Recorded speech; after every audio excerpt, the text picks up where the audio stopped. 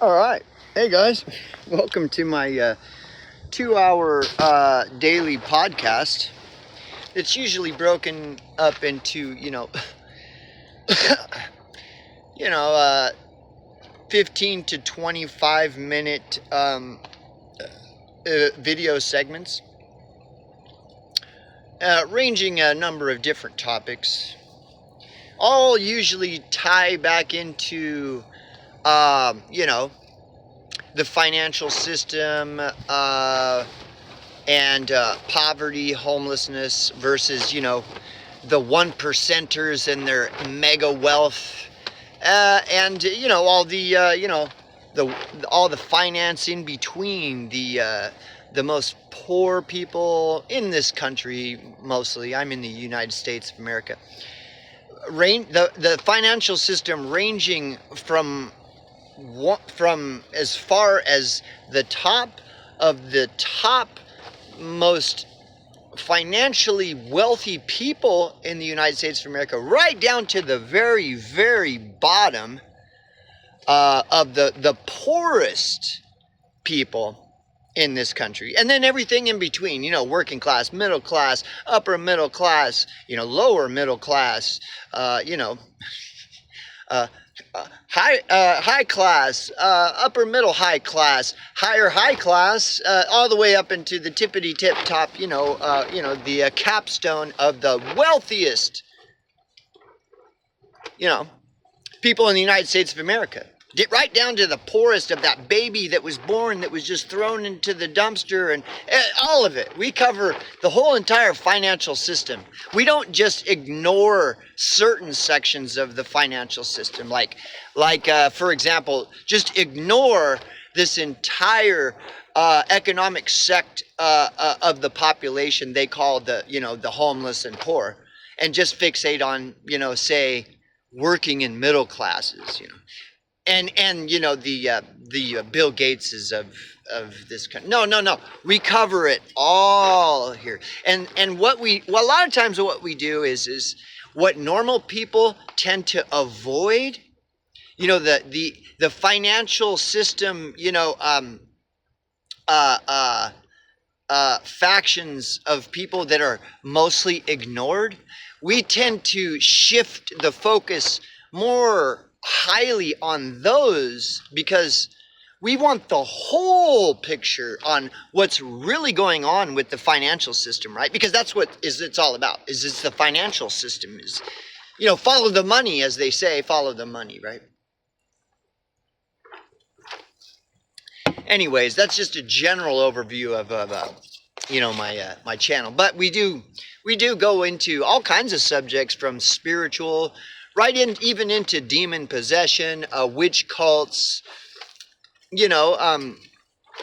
local government corruption in the smallest of towns, in small town America, with like a 1,000 people population. I mean, this channel just kind of, touches on a lot of things, but it always kind of somehow ends up in some way or form or other tying it back to the whole financial system.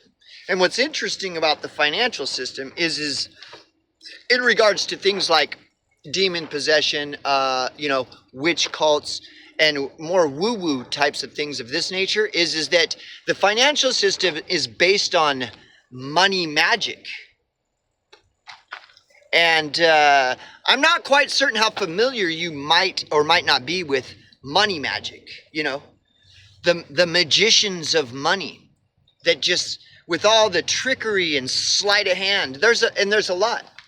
And the money magic aspect of the financial system can get very, very, graphic, involving rape, adrenochrome consumption, the consumption of just like the most terrible things regarding the whole financial system,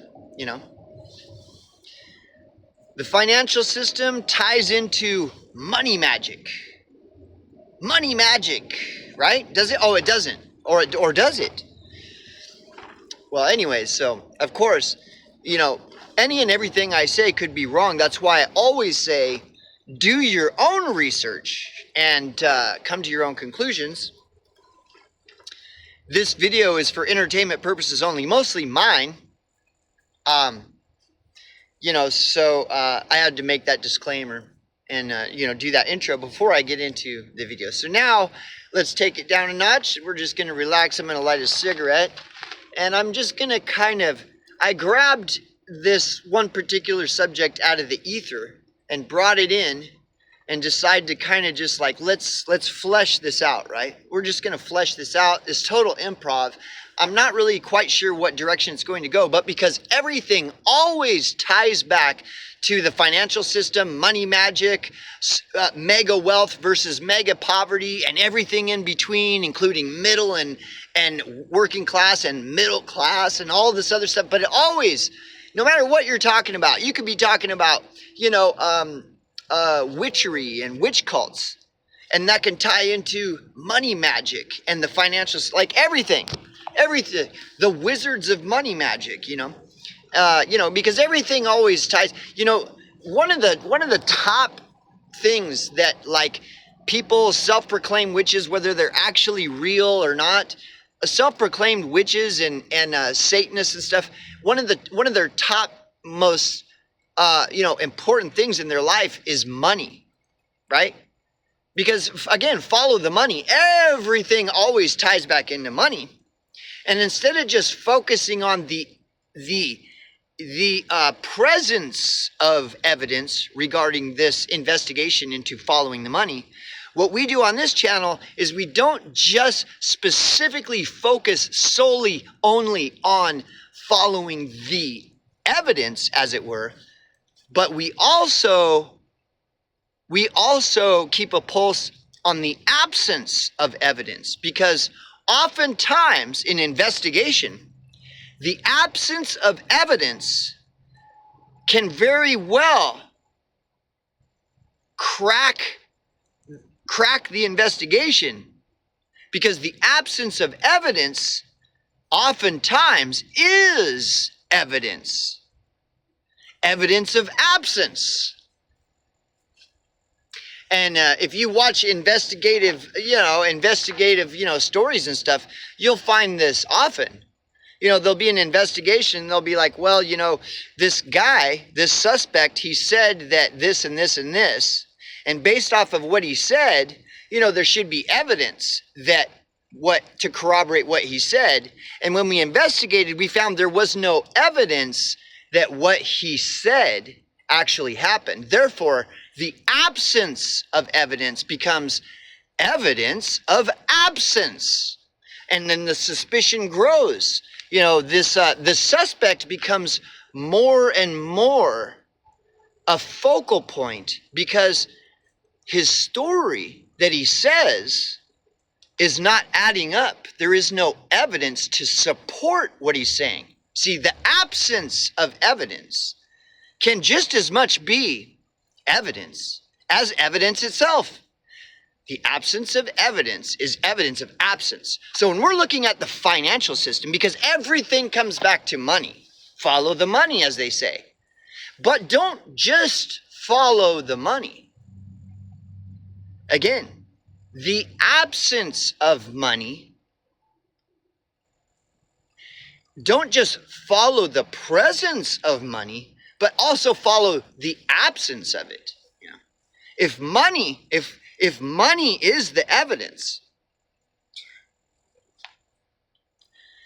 and the absence of evidence is often evidence of absence, well, then don't just follow where the money is going, follow where the money isn't going, which is why we love to talk about homelessness in America. This is why this channel often shifts its focus back to homelessness.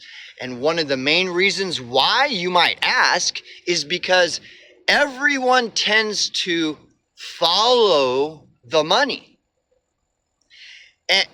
into oblivion, where they're so oblivious because they're always looking for the evidence. They're never quite understanding that finding absence of evidence is often evidence itself. So when we're looking at the whole financial, the money magic financial system, we're looking at where the money is going, but oftentimes we're also looking at, well, where is the money not going? Hence poverty, homelessness, all these subjects that are so often and more often than not conspicuously absent from the so-called investigation. The follow the money investigation. More often than not, these so-called investigations into the financial system and following the money, when you observe these investigations, you find they're never exploring the absence of evidence for evidence, because the absence of evidence is evidence of absence. Going back to the investigation where the suspect is saying, well, this is what happened, this and this and this. And then the investigator says, well, if this is true, there will be evidence to support what he's saying happened. And being an investigator, and this being in an investigation, let's go look for evidence. And upon discovering the absence of that evidence, investigators can conclude that we must continue to investigate the suspect, because this suspect's story is not adding up. They said this, this, this, this. And when we looked for the evidence of that, there was just coincidentally no evidence to corroborate any of his story. Therefore, the absence of evidence is evidence of absence. Now, going back to the follow the money investigation, as they say, we're looking for evidence, but we're also looking for the absence of evidence. And what does the absence of evidence look like when following the money in this investigation, where we're told to follow the money, investigate, follow the money? And in this investigation, what does the absence of evidence look like when following the money? Homelessness, poverty, etc., etc. And again, the very interesting thing about this investigation is so much more often than not, the absence of evidence is ignored by so-called investigators into the follow the money investigation. Am I right? Are you following me? Or are you just totally not, stepping on what I'm putting down? Are you following me is what I'm saying. Yes, so to be more, frank in what I'm saying is homelessness is always ignored. Always ignored. So the absence of evidence is always ignored in the so-called investigation, the follow the money investigation. The absence of money is always ignored. Now, would you find that a strange coincidence when all these people are allegedly following the money and following the evidence in their investigation? Do you not find it even slightly odd that the subject of the absence of evidence is nearly virtually never explored? You don't find this odd?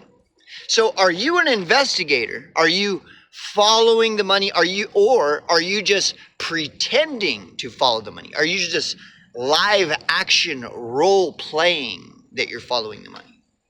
Are you really in this game, or are you just a non-player character in the Sherlock Holmes investigation of following the money? Because remember, the absence of evidence is, in fact, evidence of absence, and we can provide example after example after example after example. All of the most famous investigations of all time have always observed the absence of evidence as evidence of absence. Now, back to the financial system, money, money magic, and follow the money, as it were.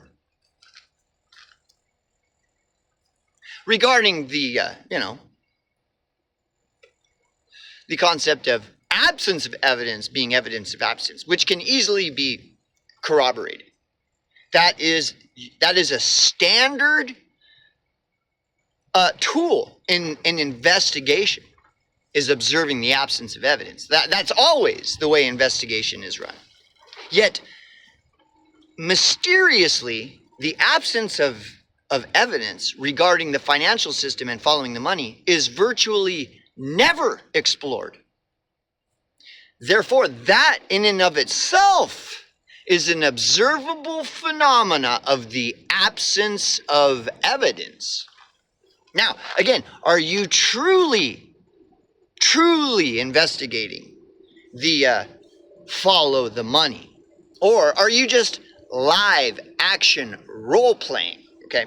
So anyways, this is why this channel, we often find ourselves led back to homelessness, because in this alleged investigation, everyone is going this direction and completely ignoring the evidence over here. And so this channel very uniquely ends up going in the opposite direction of the sheeple NPC investigator that's always following the money. When you begin to wonder, well, why are they following the money? Are they following the money because they're seeking truth, or are they following the money because they're seeking shekel? More money magic. More money magic. When following the money, are you seeking truth, or are you seeking the obtaining of shekel? Is it real, or is this illusion? When you claim that you're an investigator following the money, are you truly following the money? Or are you just trying to follow the money so you can slip some more of that shekel into your bank account? Now, we all know that many investigators that are corrupt do this. They abuse their investigative power to, in fact, follow the money for the purposes of keeping it for themselves. And therein lies more absence of evidence. Where did that money go? I thought you were an investigator seeking truth, and then mysteriously, you as an investigator seeking truth as you follow the money, all of a sudden, some more money mysteriously disappears, and you just happen to be an investigator on the scene, and now those shekels are gone. Well, were you truly investigating, or were you abusing the follow the money mantra for your own personal financial gain? So then the investigation deepens. The matrix expands. It's an endless mystery as to the financial system. What is exactly going on? Money magic. You actually believe in magic? Money magic. So anyway. Yeah, follow the money, right? Isn't that what the corrupt people do, is follow the money so that they can obtain it for their own nefarious gain? They follow the money too. How are you different from them? They follow the money to steal the money, whereas you follow the money as part of your honest investigation to expose the truth, right? Well, do you have all your investigative tools in your toolbox? Are you aware that the absence of evidence is, in fact, evidence of absence? And many cases in history, Investigative cases have often been solved by the actual absence of evidence being, in fact, evidence of absence. Again, we can provide example after example after example where a suspect claimed that this and that happened, and when the investigator went to investigate, there was no evidence to corroborate his story. Therefore, finding said suspect guilty. The absence of evidence is evidence of absence. So when we're following the money, are we following the absence of money as well, or just where the money is going?